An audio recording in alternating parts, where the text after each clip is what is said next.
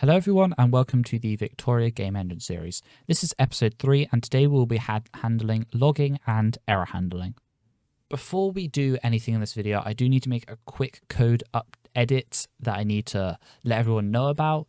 This will only affect you if you are either not using Clang and the setup we did in the original video, or if you're compiling on Linux. You just need to, and all we need to do is we just need to get rid of static from this force inline.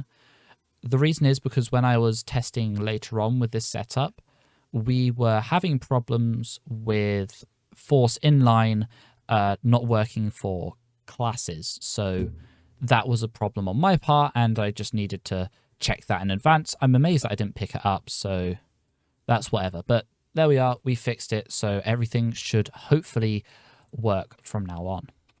Now that we've got that out of the way, let's talk about logging and error handling.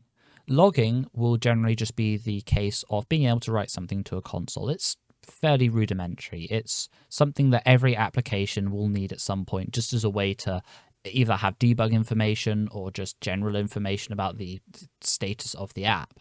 That being said, error handling is going to be handled slightly differently to how one would expect. The way I want some errors to work is that we'll have two sort of error scenarios. So we'll have errors that happen during some functions where it shouldn't normally happen. So if we have a function where it's like where we expect, okay, so some errors can occur due to whatever reason, we need a way to be able to say, okay, well, an error can happen here, then we need something to happen. But there'll be some functions where an error will happen where it's not meant to normally happen, and we need a way to handle that being done properly. So with all that said, I think it's just really easy to just now go and hit the code and we'll just start making some stuff happen. So the first thing that you'll need to do is you'll need to create a new folder called IO. IO just stands for input output. This is going to be everything that relies on either user input or expecting output. So that will be using the keyboard and the mouse or motion capture, whatever really you can consider input, maybe a microphone. And then we'll consider output like things like the screen and headphones and a printer, any output device you can name. All of those will also be handled by our I/O systems. Now, one of those I/O systems is logging, because logging is an output from the application. So the way we're going to create our logger file is we're just going to create logger.h, and you can also create a logger.c++, but I'll do that in a moment. The first thing to do in this file is we need our age-old if and def and define, which we'll do there, which I'm sure nobody will get bored of very quickly.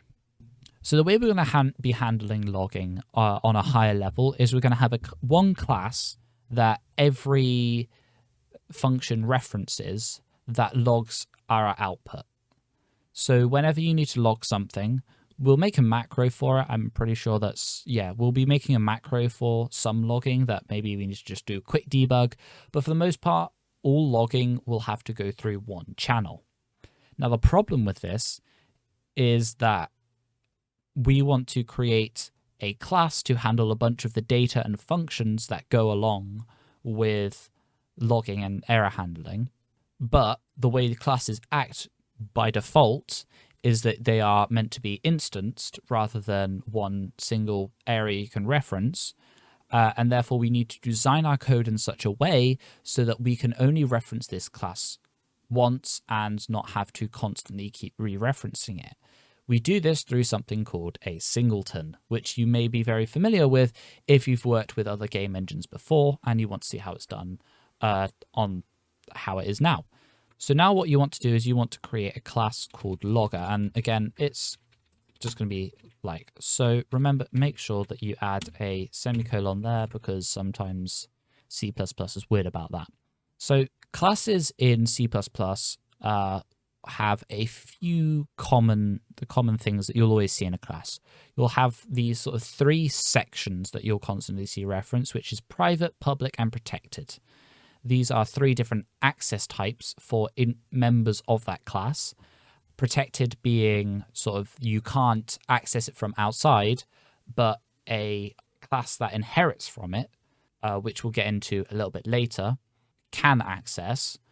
You can also have, as I mentioned there, private, which means that you just can't access it from outside the class itself, which is useful when you have more unsafe data types that you may want users to not mess about with, or certain data that you don't want them to manually change. You only want them to have indirectly changed through the code they use so that you can keep your tracking a little bit safer.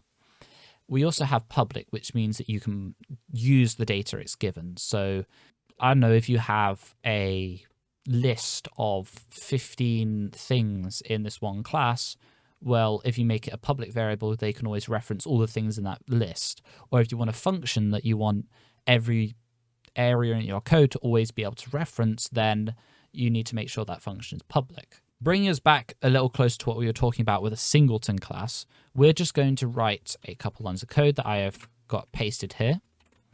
And this just calls to create a section of protected variables, and we just have static logger with an asterisk singleton. So what this does is the static keyword means that it can be accessed without instancing a class. This is really important for when we want to create our singletons, because this singleton variable needs to be accessed from outside the class, because we can't actually do any of our declarations within the class without making it public and ruining the whole singleton idea, basically. And again, the static keyword, as I said, that means that it can be accessed from, it doesn't have to be instanced, so I don't have to create a logger to be able to write to whatever the singleton it has is. But since it's a protected variable, it can't be accessed, and we'll get on to how we do that in a moment. The asterisk here just means that this is actually a pointer to a logger class rather than an instance of a logger class. And this is really useful because rather than having one version that we constantly go through, we can have one class that does everything for us. This is also part of passing by reference rather than by copying it over. And this is just really important to know, is we'll get into sort of pointers and their ramifications later on in the series. But again, this is a reference to a class of logger called singleton that we can access through some of our code. The next area that we need to create is a public area. We just need a bunch of public methods or public variables and functions that we need to access. And I am just going to grab all of them and copy paste them in here. I'll try to go through all of these one by one. So we start off with a static const integer, which is our max buffer length. This is just so when we're writing to a file or we're writing a string, we want to make sure that it's of a given length, that being 32,000 characters. Heaven forbid that we ever actually get over 32,000 characters. I don't think that should ever happen, but this exists as a maximum so that we know how much we need, and therefore that how much will not really need to be used later on in the application. We also have this static point reference to a logger, get singleton. This will, as you can guess, return the reference to this. And that way we can do all of some of our code here without having to create our own class to do that. Speaking of which, we have 3 functions for logging here, which may increase in the future. That depends how I do my code. We have for the first one here, log v. That just stands for logging with a VA list, which we have here. We have a message, the VA list, and whether it's an error or not. And I'm actually going to change that now to swap around. So instead of having a VA list, we will have a bool, then our message, then our VA list. This just to keep that consistency there.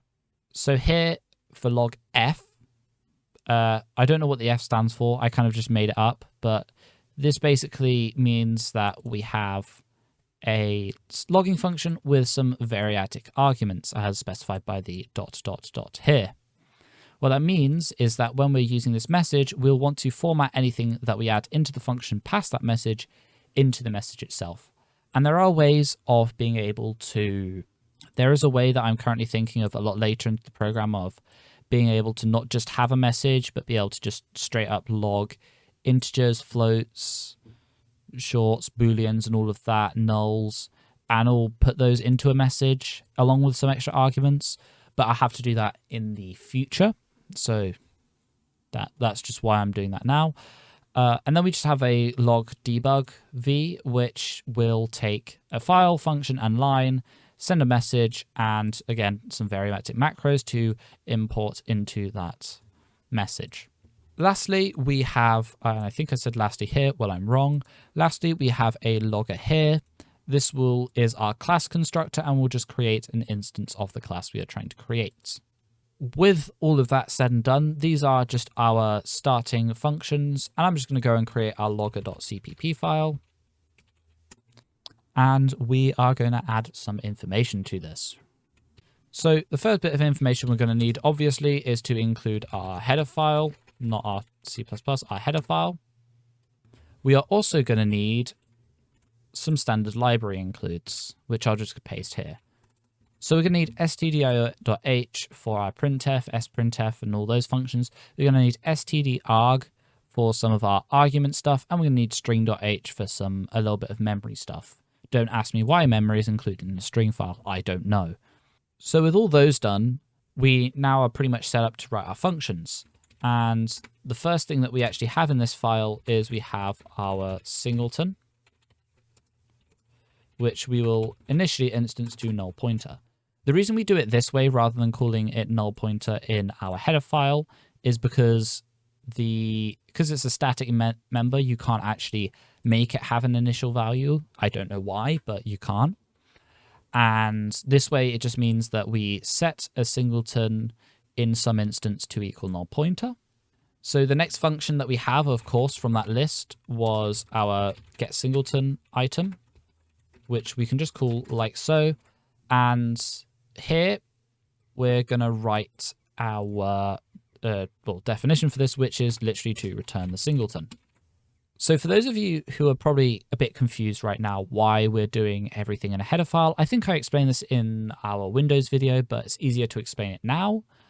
The reason that we separate our class and our functions and stuff from a header file and then do all the definitions in here is because we want to compile these, but we don't want to constantly be referencing C++ files because it's a little bit easier to include header file because it reduces the amount of, I guess, the size of your actual product because you're not trying to constantly reference things at the same time. What it also helps is that it prevents circular includes from happening. So if you have, say, a class that is dependent on logger, say our file access class, but then that file access class uses some logger functions in its definitions, but then the logger also needs in its definitions some of the file access functions, you end up with a circular dependency that can't be resolved.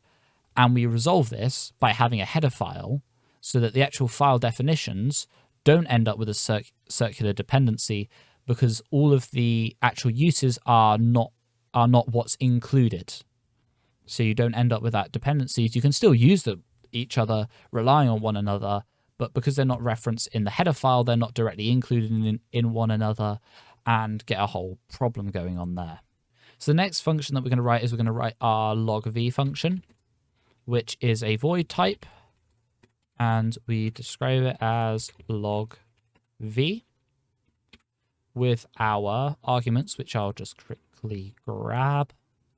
One thing to note really quickly that I will come up in future proofing is that we're currently just using a built-in VA list as is right here.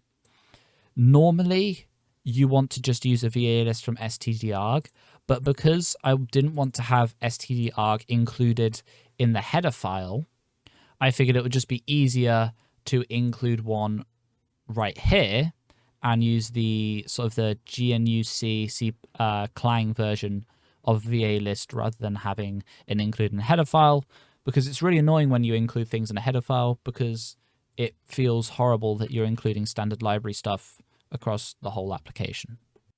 So the first thing you'll want to do in this function is you'll want to create the out message, so the message that we want to print to the console, and it's going to be of size max buffer length. So that's just, again, that's an array of 32,000 individual parts we want to write to.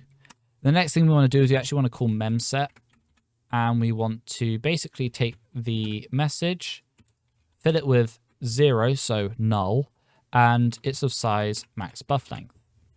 This way, it just means that we don't end up with a random character being found in the buffer and it being read incorrectly, which can happen if you don't properly zero out.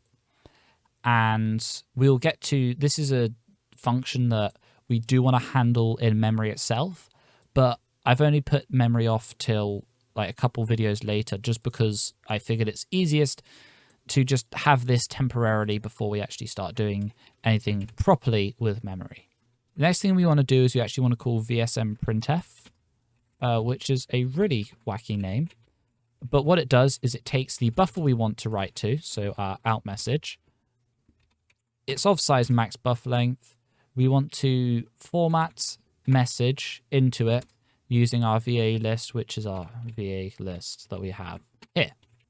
And what this will do is it will take our variatic arguments list, format, or that's been formatted into message, and format that into out message, which we can then use. Once that's done, we pretty much have a workable message to print. So now we just want to go to call printf, call %s, which will format a string, and \n, which will get a new line character. And we just want to call out message.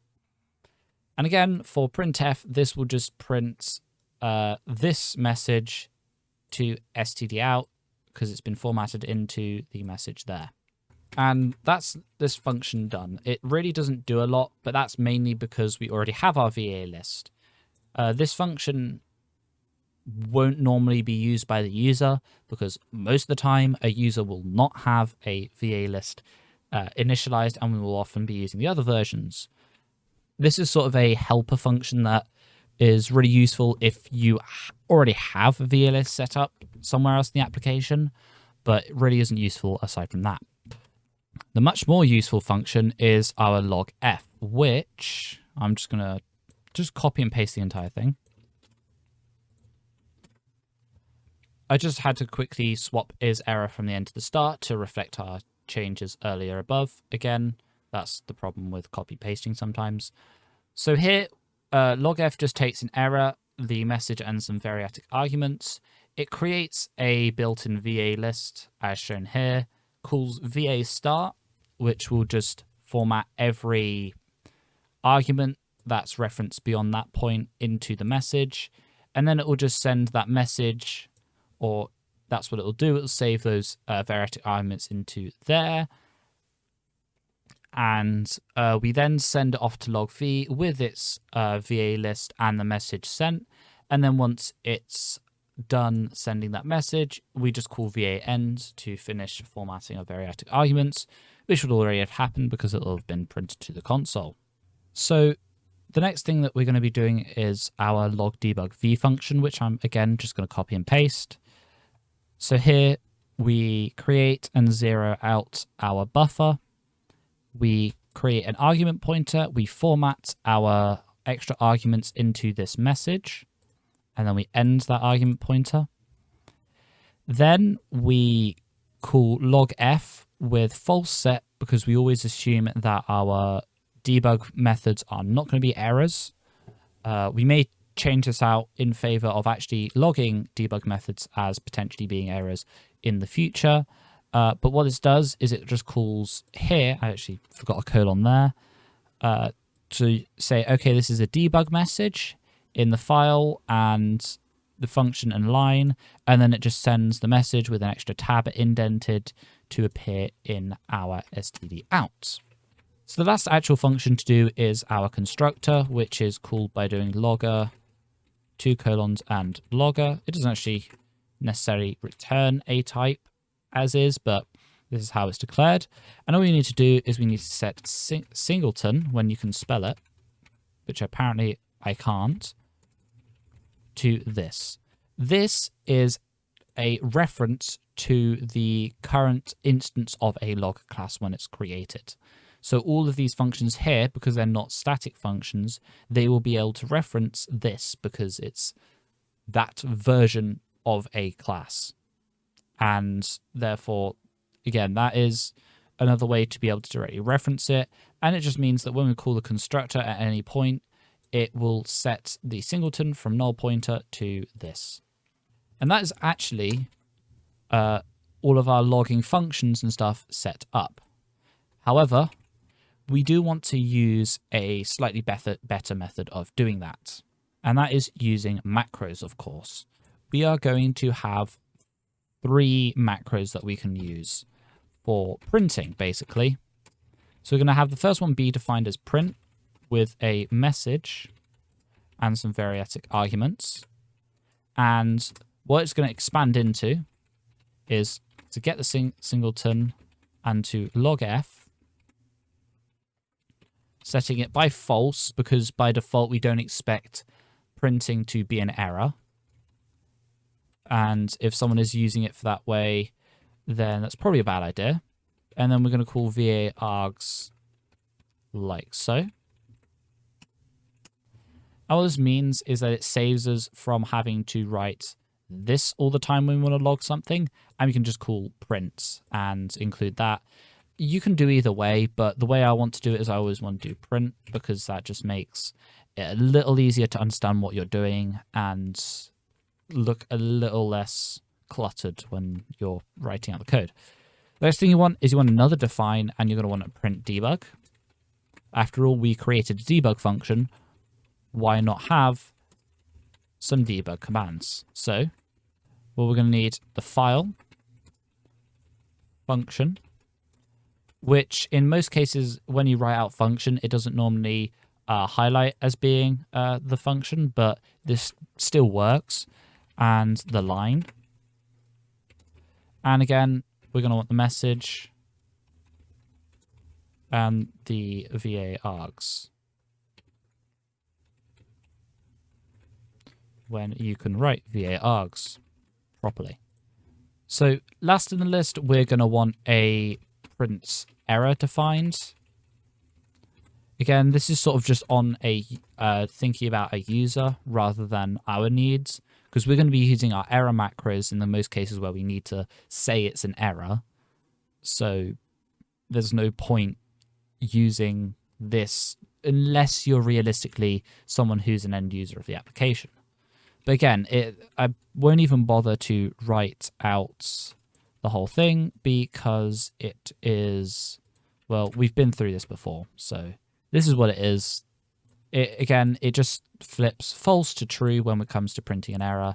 And again, we'll handle that a lot later when we actually get to our creation of a platform layer and therefore an ability to color our output in our console. And just so I know, even though there's no real point doing this, that just lets us know that's the end of the file. So in order to test that all of this should work, we can go back into our main.c++. We can include our logger header file. We can actually delete our print uint there. We can get rid of our test file. We can even go and delete these files now because we don't need the test files anymore. We have a much better way of doing it. And what we're going to do is we're just going to call print hello world to show that all of these work, and we will hit Control-Shift-B again to compile. Ah, that's a classic mistake. Right. Yeah, so now we're going to compile. Do not write just logger.h because we're in main. It can't reference it that way. We have to give the full file path. Now we can compile. And what we see is it builds just fine. We can leave the terminal. So as I said, we can run the file. And what you'll see here in our debug console is that we get a hello world.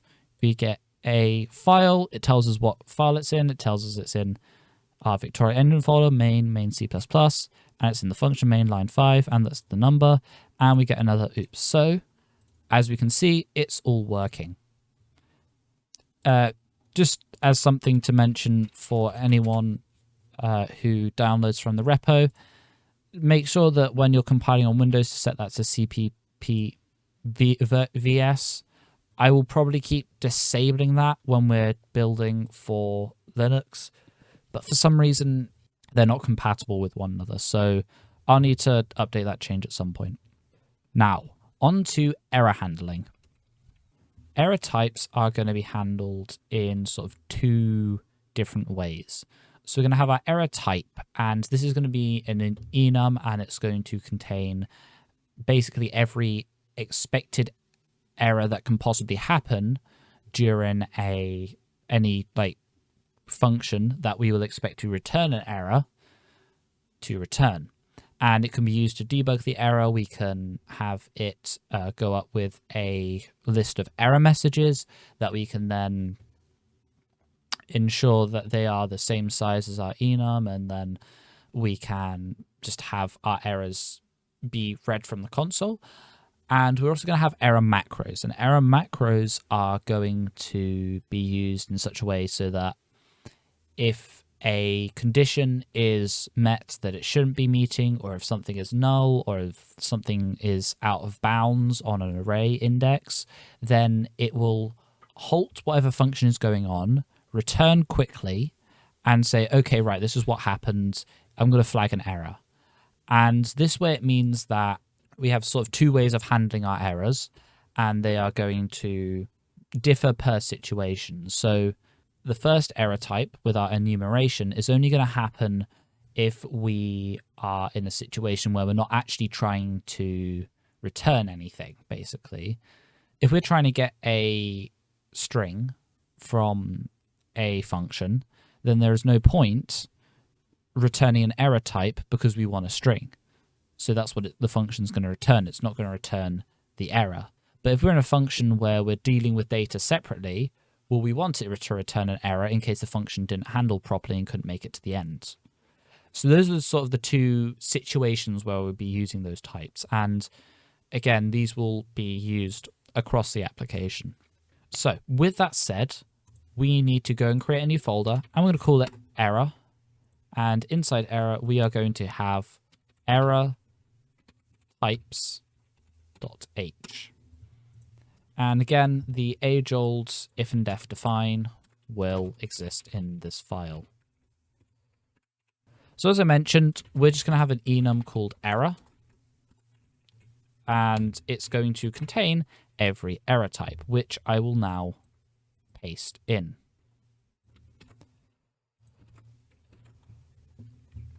So we start off with OK, which is our, yeah, it's all great. The function passed with no problems being flagged. We have a failed function where maybe we don't know what failed, but something functioned. Something was unavailable. The parameter was wrong. We're out of memory, if that ever happens. The item was null.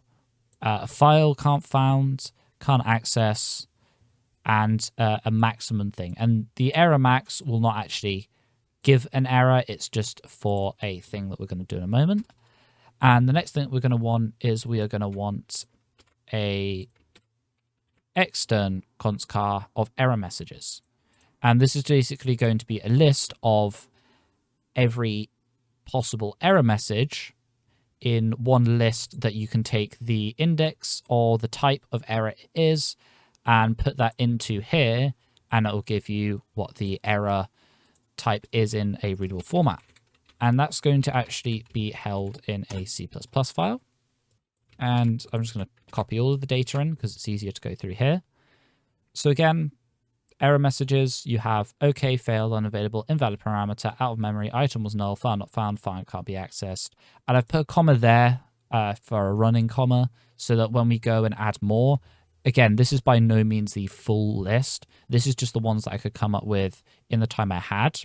So all of these will stay as is for now, and we'll add more when we need to, basically. Then there's another static assertion. This is just to let us know before we compile that the number of error messages divided by the first error message is equivalent to 8, basically, or in our case here, which would be 8. And if that's not the same, then we would expect the number of error messages to be the same, which means that we haven't updated this list, or we haven't updated this list. As pretty much error types out of the way, they don't really stay around for all that long. The next file that we need though is our error, not a folder, an error macros file. And in here we are going to contain all of our, well, macros that we'll be using to shorten down some fail conditions that can happen across the application. So in our error macros file, we're gonna first off, include the error types, which is this one. And so in this file, we're going to have two main things. We're going to first off have our printing error functions, and we're also going to have the macros, as I mentioned earlier. So every macro is going to have sort of four main types. It's going to have a normal type where it just quickly returns. It's going to have a normal type with a custom message that someone or somewhere in the code we can specify what the message is. It's going to have a version with no message but a return type. So in case the function isn't a void function, we can just call to return early. And it can also have a return type with a message in case it's a non-void function and we need to say something. So that sounds like a mouthful, but really it's not all that much.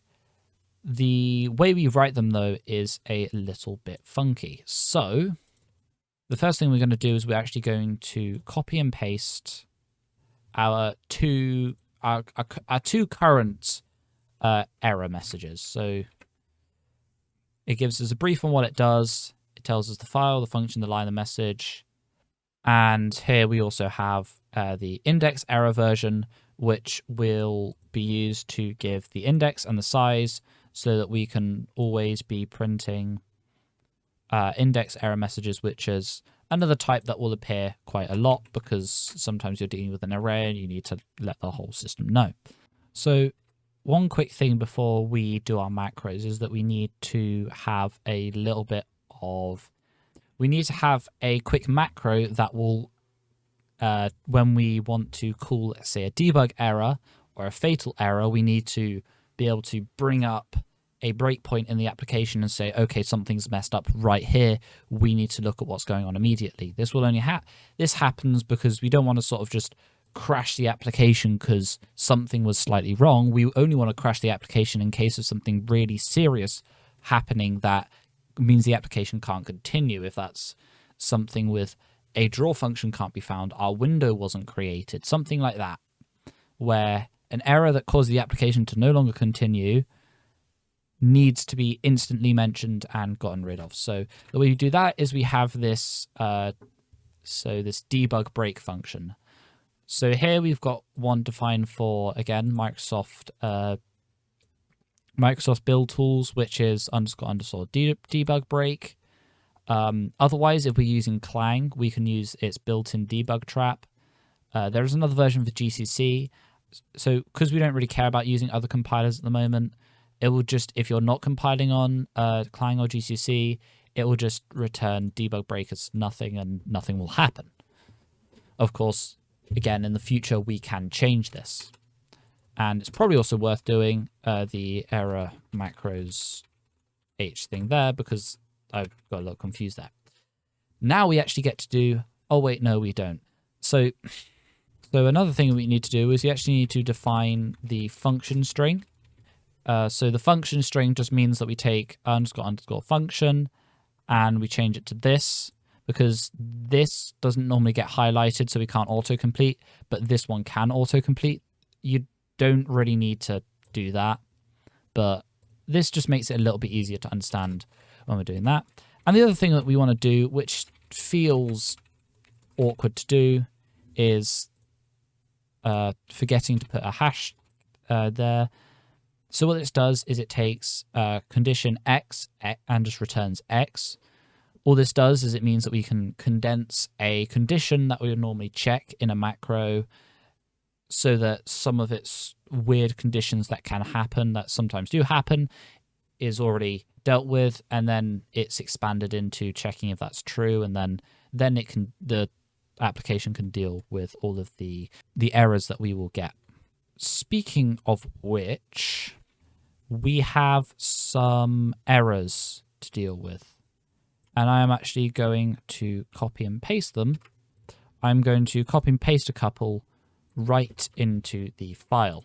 These are, and I'm going to make a note of that right here, these are error macros specifically for an out of bounds index. So what I'm going to do here is I'm going to copy and paste the first couple errors here, like so.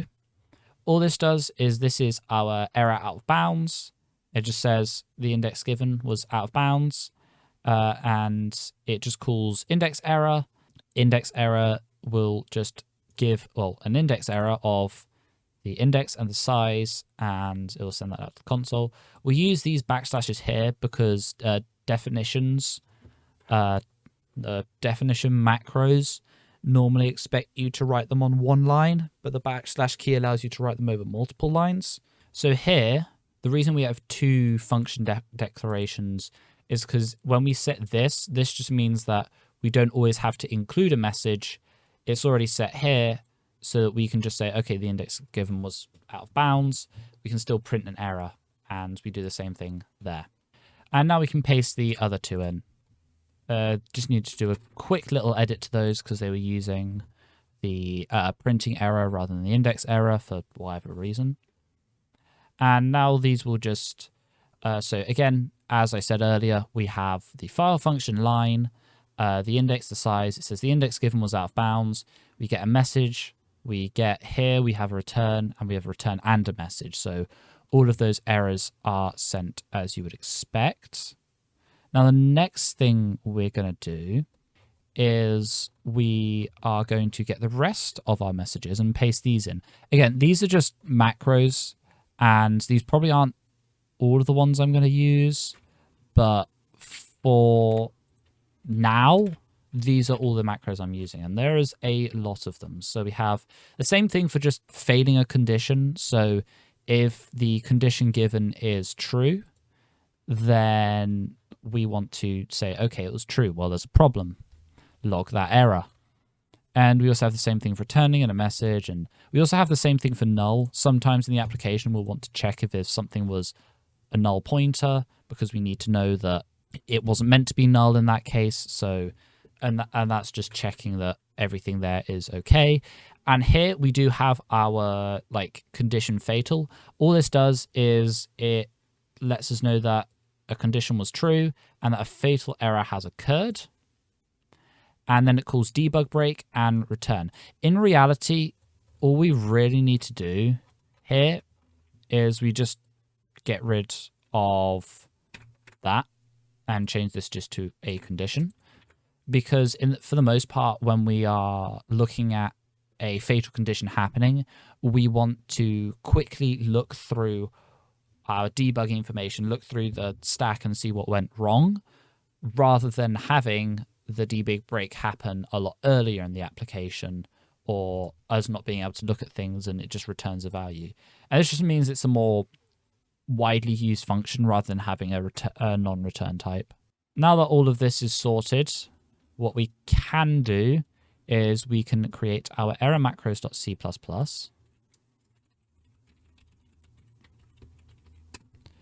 And in error macros.c++, we're going to include the header file.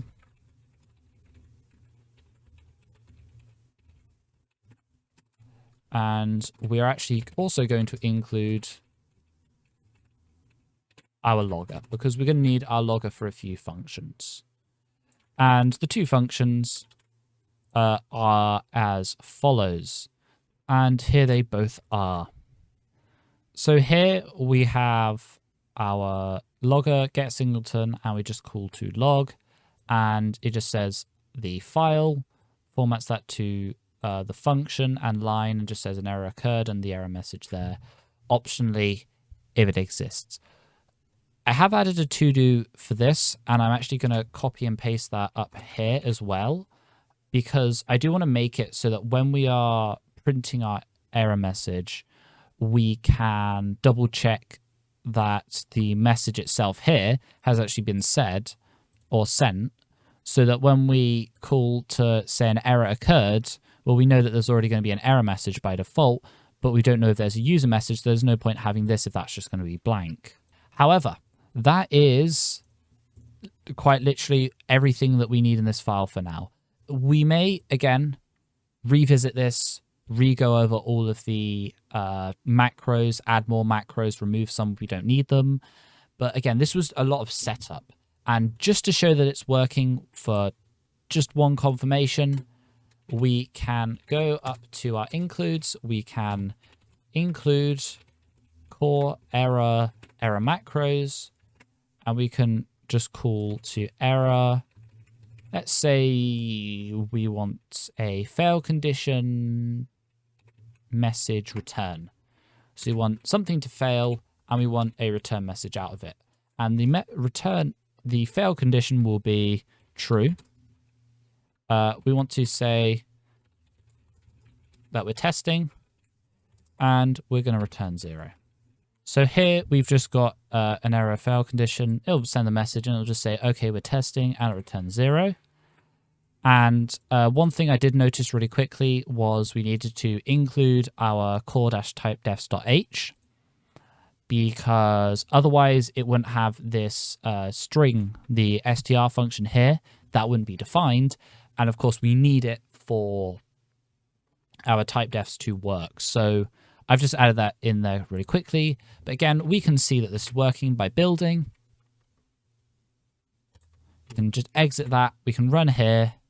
And what you'll see is that we get an error, and it says in file, and the file it's in, function main, line 8. You get an error saying condition true was true, returning 0, and it returns testing. And it shows that everything is working as we would expect. And that means that everything we have as our setup is now done. So thank you very much for watching this episode. I know it was probably a lot of stuff, and there was probably things that I completely glazed over that really should have spent more time looking at. Hopefully you got something from this video. I kind of just wanted to structure around focusing more on the theory side of things, but again, it was a lot of code, and it was a lot of stuff that I maybe should have explained in more detail. Again, just let me know in the comments. But thank you very much for watching. I hope to see you in our episode 4, which will be on our variable type and creating a variant type effectively. So again, I will see you guys in the next episode. Goodbye.